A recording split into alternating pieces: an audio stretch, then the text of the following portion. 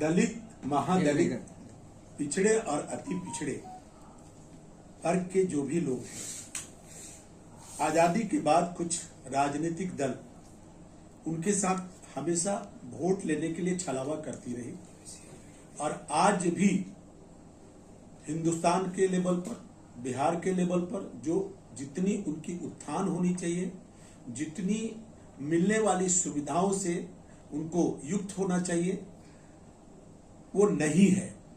आज भी वो कहीं न कहीं हर सुविधाओं से वांछित हैं।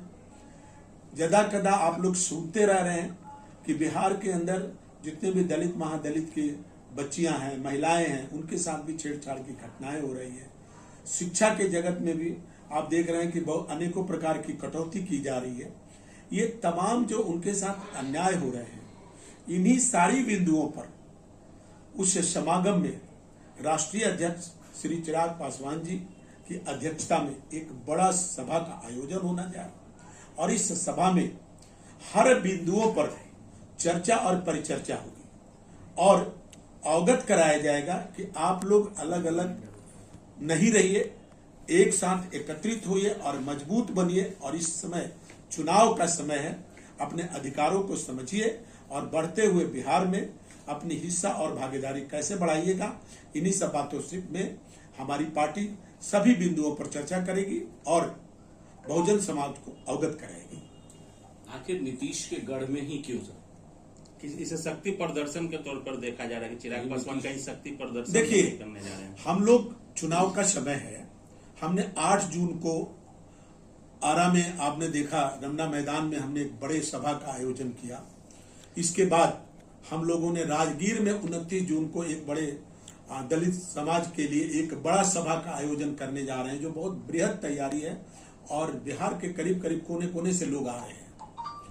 और इसी तरह से सारण प्रमंडल में भी 6 जुलाई को बड़ा आयोजन की तैयारी की जा रही है।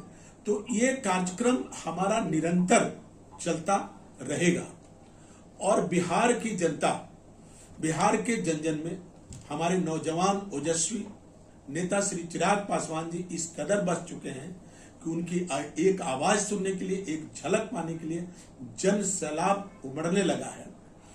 तो हम लोग कहीं न कहीं तमाम बिहार के हर जगहों पर हमारे नेता और हमारे जितने भी हम लोग कार्यकर्ता हैं, शीर्ष नेता है, सभी लोग निरंतर जनसंपर्क बनाए हुए हैं और बिहार में तरक्की हुई है। बिहार में नीतीश सरकार जी के बीच भी काम हुई है, लेकिन अभी बहुत काम करने बाकी हैं। उन तमाम बिंदुओं पर चर्चा होगी और चुनाव के बाद और बिहार को कैसे मजबूत बनाया जाए, मेरा बिहार और तेजी से कैसे बढ़े और यहाँ के जनता को अधिक से अधिक सुविधा कैसे मिले, इसके लिए हम लोग अब हमारी पार्टी कटिबद्ध हो चुकी है और चुनाव के बाद हम लोगों की कोशिश होगी कि बिहार का परचम इस कदर लहराए कि पूरे देश में इसकी चर्चा हो।